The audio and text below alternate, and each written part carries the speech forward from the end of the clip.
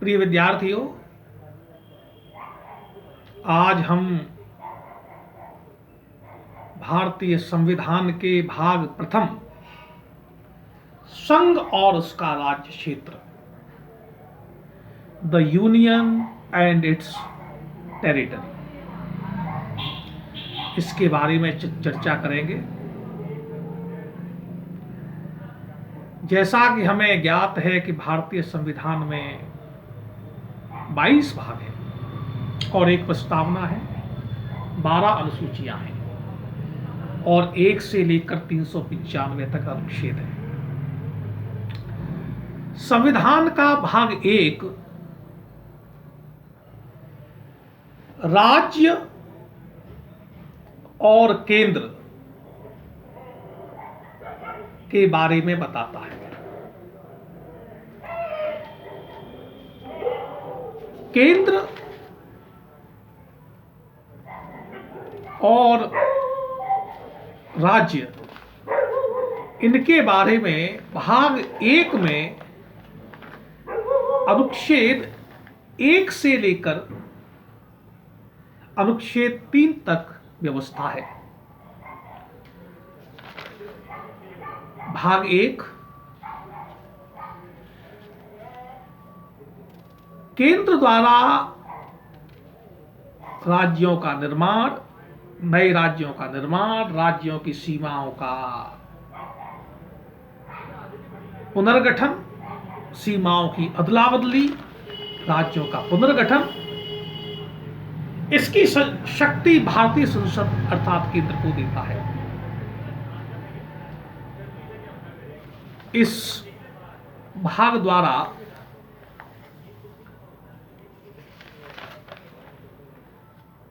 संसद को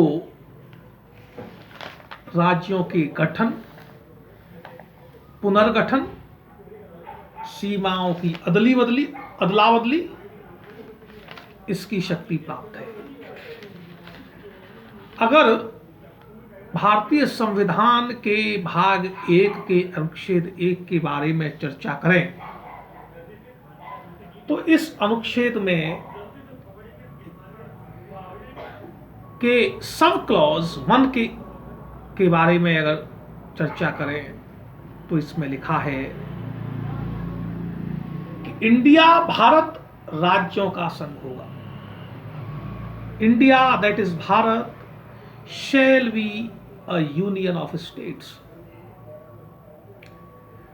not federation of states। हालांकि यूनियन शब्द की हिंदी भी संघ है और फेडरेशन शब्द की हिंदी भी संघ होती है, लेकिन भारत का संघ अमेरिका के संघ से अलग है। अमेरिका में राज्य ज्यादा स्वायत्तता का उपभोग करते हैं, जबकि हमारे यहां राज्यों को उतनी स्वायत्तता नहीं है, उतनी शक्तियां नहीं हैं जो अमेरिका में है। हमारा संघ कहीं ना कहीं कनाडा के संघ से मिलता जुलता है, लेकिन फिर भी हम एक फेडरल स्टेट नहीं है। We are not a federal state. Union of states, India, that is Bharat, shall be a union of states.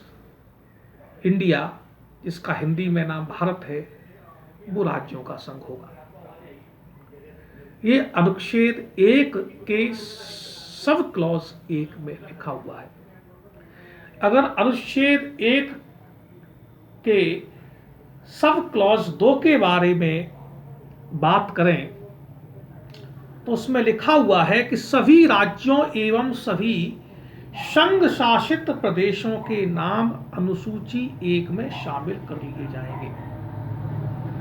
जैसा कि हम जानते हैं कि भारतीय संविधान में 12 अनुसूचियां हैं।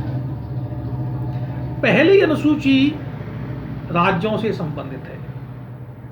भारत में जितने भी राज्य हैं उनके सबके नाम अनुसूची 1 में शामिल हैं। अगर किसी नए राज्य का गठन होता है या किसी राज्य का विलोपन होता है, किसी राज्य को खत्म किया जाता है, तो नए राज्य का गठन होता है तो उसको अनुसूची 1 में शामिल कर लिया जाएगा। नए राज्य का विलोपन होता है, नए राज्य को डिसॉल्व किया जाता है। जैसे बंबई को खत्म करके उसका महाराष्ट्र और गुजरात बना दिया, तो उसको अनुसूची 1 से विलोपित कर दिया जाएगा। तो राज्यों का नाम अनुसूची 1 में शामिल। ये भारतीय संविधान के अनुच्छेद 1 के सब क्लॉज 2 में इस बात का वर्णन है। अर्थात भारतीय संविधान के अनुच्छेद 1 का सब क्लॉज 2 अनुसूची 1 की व्यवस्था करता है। अनुसूची 1 भारतीय संविधान के अनुच्छेद 1 के सब क्लॉज 2 से जुड़ी हुई है। अगली बात करें तो अनुच्छेद 1 के सब क्लॉज 3 में लिखा है कि भारत के प्रदेश में क्या क्या शामिल है। भारत के प्रदेश में इंडिया एंड इट्स टेरिटरी, इसका जो टॉपिक है वो इंडिया एंड इट्स टेरिटरी। तो भारत और उसके प्रदेश में क्या शामिल है, तो शामिल है सभी राज्य, जितने भी भारत में राज्य हैं। लास्ट राज्य का निर्माण अब तक तेलंगाना का हुआ है, वहां तक, और सभी संघ शासित क्षेत्र, नया संघ शासित क्षेत्र बना दिया गया जम्मू कश्मीर और लद्दाख को, और अन्य क्षेत्र जो भारत प्राप्त कर ले। इसमें हमने 8 क्षेत्र प्राप्त किए हैं।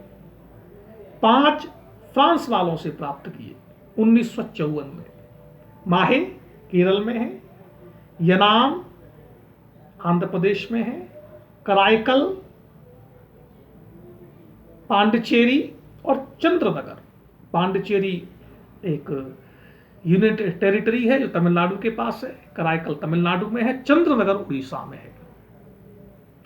3 पुर्तगाल से प्राप्त किए 1961 में, गोवा, दमन और दीव। ये हमने बाहरी क्षेत्र प्राप्त किए। ये हमारे संविधान के अनुच्छेद 1 के सब क्लॉज 3 में व्यवस्था है कि जो अगर हम बाहर से कोई क्षेत्र प्राप्त कर लें, वो भी जो है अनुसूची जो भारतीय क्षेत्र में शामिल है। भारतीय संविधान का अनुच्छेद 2 कहता है कि भारत सरकार किसी भी भारतीय क्षेत्र को भारतीय संघ में प्रवेश दे सकती है। भारत सरकार मतलब भारतीय संसद को यह शक्ति है कि नए राज्य का प्रवेश और उसकी स्थापना करे। इसके लिए सिक्किम को शामिल किया गया, इसके लिए भारतीय संविधान में अनुच्छेद 2 का जोड़ा गया, और 36वें संविधान संशोधन 1975 द्वारा इस अनुच्छेद को खत्म कर दिया गया, क्योंकि सिक्किम को भारतीय संसद ने नए राज्य के रूप में मान्यता दे दी। मतलब भारतीय जो बाहर का क्षेत्र है, अगर भारतीय संसद उसको उचित समझे, भारत सरकार उसको उचित समझे, तो वो भारत में प्रवेश दे सकती है। अनुच्छेद 3 की बात करें तो अनुच्छेद 3 संसद की राज्यों के निर्माण के संबंध में, राज्यों के पुनर्गठन के संबंध में, या राज्यों के सीमाओं के परिवर्तन के संबंध में संसद की शक्ति को परिभाषित करता है भारतीय संविधान का अनुच्छेद 3। भारतीय संविधान के अनुच्छेद 3 में यह साफ साफ लिखा हुआ है कि संसद किसी भी राज्य का क्षेत्र बढ़ा सकती है, किसी भी राज्य का क्षेत्र घटा सकती है, किसी भी राज्य की सीमाओं में परिवर्तन कर सकती है, और किसी भी राज्य के नाम का भी परिवर्तन कर सकती है। जैसे पहले उत्तरांचल था, पहले उत्तराखंड आज राज्य है, इसका नाम पहले उत्तरांचल हुआ करता था, बाद में इसका नाम उत्तराखंड हो गया। यह शक्तियां संसद को प्राप्त हैं राज्यों के नाम के परिवर्तन के संबंध में, सीमाओं के परिवर्तन के संबंध में, पुनर्गठन के संबंध में, और नए राज्य की स्थापना के संबंध में। संविधान का अनुच्छेद 4 2 तरह की व्यवस्थाएं करता है। नंबर 1 कि अनुसूची 1 में नए राज्य का नाम जोड़ा जाएगा, यह शक्ति संसद को प्राप्त है। अनुसूची 4 में राज्यसभा में राज्यों की सीटों के आवंटन से संबंधित है। किस राज्य को राज्यसभा में कितनी सीटें दी जाएंगी, उसका संबंध राज्यों से है कि राज्यसभा में सीटों का आवंटन क्या होगा।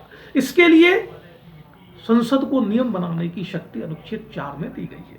इसके अलावा अनुच्छेद 4 में जो ये लिखा गया है कि जो भी राज्यों के निर्माण से संबंधित, राज्यों के नाम के परिवर्तन से संबंधित, राज्यों के पुनर्गठन से संबंधित या नए राज्य की स्थापना से संबंधित जो भी कोई नियम कानून बनाया जाएगा, वो सिंपल मेजॉरिटी, सामान्य बहुमत जो होता है उसके द्वारा उससे संबंधित नियम कानून बनाए जाएंगे। इसके लिए विशेष बहुमत का प्रावधान लागू नहीं होता है। अतः हम कह सकते हैं कि राज्यों के संबंध में, उनके निर्माण के संबंध में, उनके संसद को जो शक्तियां प्राप्त की गई हैं वो भारतीय संविधान के भाग 1 में अनुच्छेद 1 से लेकर 4 तक वर्णित है। धन्यवाद।